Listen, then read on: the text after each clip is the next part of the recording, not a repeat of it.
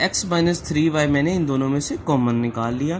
तो जब मैंने एक्स माइनस थ्री वाई यहाँ से कॉमन लिया तो मेरे पास रह गया three x cube y minus x minus three y common ले लिया तो यहाँ रह गया minus seven x square y square. तो ये लिख दी टर्म्स। अब आप गौर करें कि इन दोनों में से भी कुछ कॉमन आ सकता है। वो क्या कॉमन आ सकता है? कांस्टेंट तो कॉमन नहीं आ रहा, क्योंकि थ्री कॉमन लूँगा तो थ्री सेवन को डिवाइड नहीं करता, ना सेवन कॉमन लिया जा सकता है, ना कोई ऐसा नंबर है जो इन दोनों में कॉमन फैक्टर हो। तो इन दोनों में कोई कॉमन फैक्टर नहीं है, डेट्स वाई हम कांस्टेंट में से कोई कॉमन नहीं ले सकते। हाँ, वेरिएबल को देखें तो यहाँ देखें एक्स का क्यूब है और यहाँ एक्स स्क्वायर है, तो आप में इसमें से सबसे छोटी पावर कॉमन ले सकते हैं। हम इनमें से एक्स स्क्वायर कॉमन ले सकते हैं। यहाँ वाई है, यहाँ वाई स्क्वायर है, तो हमने वाई की पावर वन छोटी वाली पावर कॉमन लेनी है। ये देख लें, नोट ये है कि हमेशा हमने स्मॉलर वैल्यू को कम आउट बाहर निकालना है, स्मॉलर वैल्यू को बाहर निकालेंगे। ठीक है जी, याद रखिएगा जब भी आपने वेरिएबल के अंदर से कांस्टेंट कॉमन लेना हो तो आपने छोटी पावर निकालनी है, नो कि हायर। मतलब ये देखिए एक्स क्यूब है और एक्स स्क्वायर, तो इसमें से हायर पावर को कॉमन नहीं ले सकते, लोअर पावर स्मॉलेस्ट पावर को कॉमन लेना है, एक्स स्क्वायर को कॉमन ले सकते हैं। इस तरह यहाँ पर वाई की पावर वन है, यहाँ टू है, तो वाई की पावर वन कॉमन आ सकती है। ठीक है जी, हम इसमें से कॉमन निकालने लगे एक्स स्क्वायर वाई कॉमन निकालेंगे तो थ्री वाई कॉमन एक ही था, बाइट चला गया, यहाँ पर रह गया एक्स क्यूब।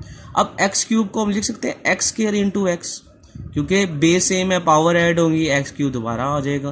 तो एक्स स्क्वायर कॉमन निकाला तो एक एक्स रह गया, तो देखिए थ्री एक्स रह गया। क्लियर है? ये स्टेप देखिएगा, गौर से देखिएगा इसको। एक्स स्क्वायर कॉमन निकाला था तो एक एक्स रह गया और थ्री रह गया और वाई रह गया minus seven. X square common निकाला तो खाली माइनस सेवन रह गया और वाई स्क्वायर था इसके पास, तो हमने इसमें से एक y ले लिया। जब एक y ले लिया तो यहाँ रह गया माइनस सेवन वाई, क्योंकि y स्क्वायर को हम लिख सकते हैं y इंटू वाई।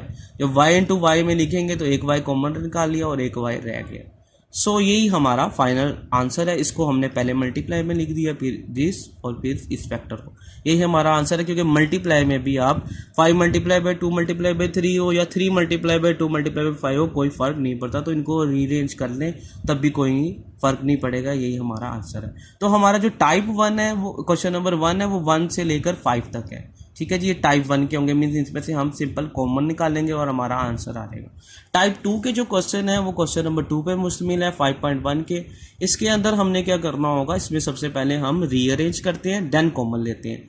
तो क्वेश्चन नंबर 1 देख लेते हैं। क्वेश्चन नंबर 2 का part 1, 5ax minus 3ay minus 5bx plus 3by।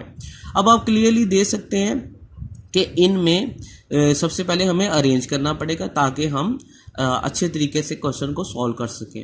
अब देखिए 5ax था, मैंने क्या किया, माइनस 5bx को पहले लिख दिया और माइनस 3ay को बाद में लिख दिया।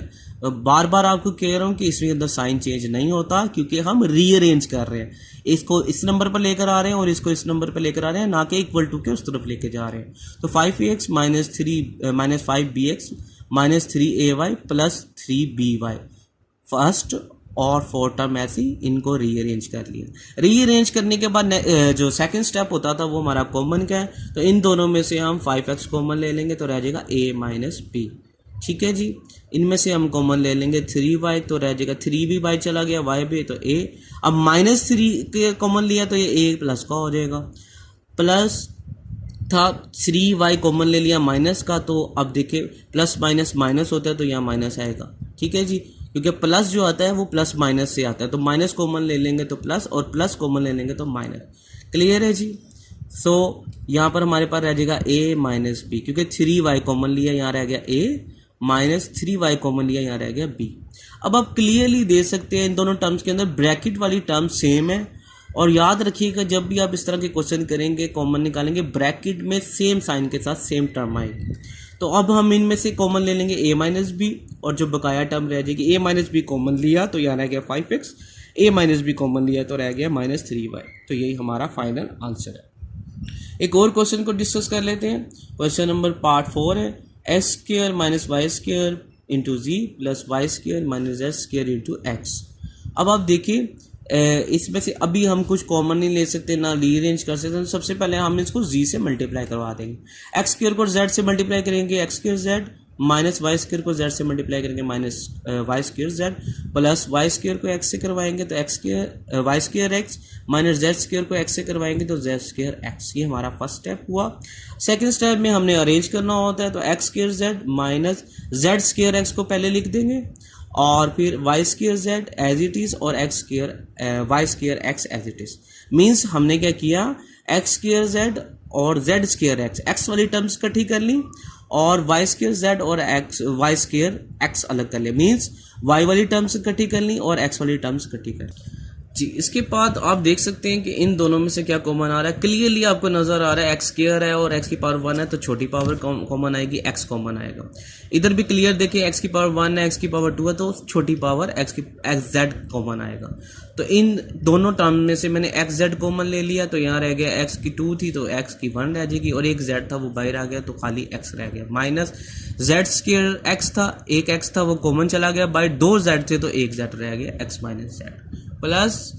अब हम देखें इधर क्लियरली ये जरा इंपॉर्टेंट स्टेप है, देखिए माइनस था प्लस था, मैंने इसमें से जान के प्लस कॉमन लिया है ताकि ये जो ब्रैकेट वाली टर्म है ये सेम है। और इन दोनों में से कॉमन आपको क्लियरली नजर आ रहा है वाई स्क्वायर, तो वाई स्क्वायर कॉमन ले लिया प्लस का, तो ये minus z as it is रहा प्लस एज इट इज, क्योंकि जब प्लस बाहर कॉमन लेंगे तो अंदर के साइन चेंज नहीं होंगे, एज इट इज साइन आएंगे। तो वाई स्क्वायर इधर से कॉमन ले लिया तो यह रह गया एक्स, तो ये रह गया माइनस जेड प्लस एक्स।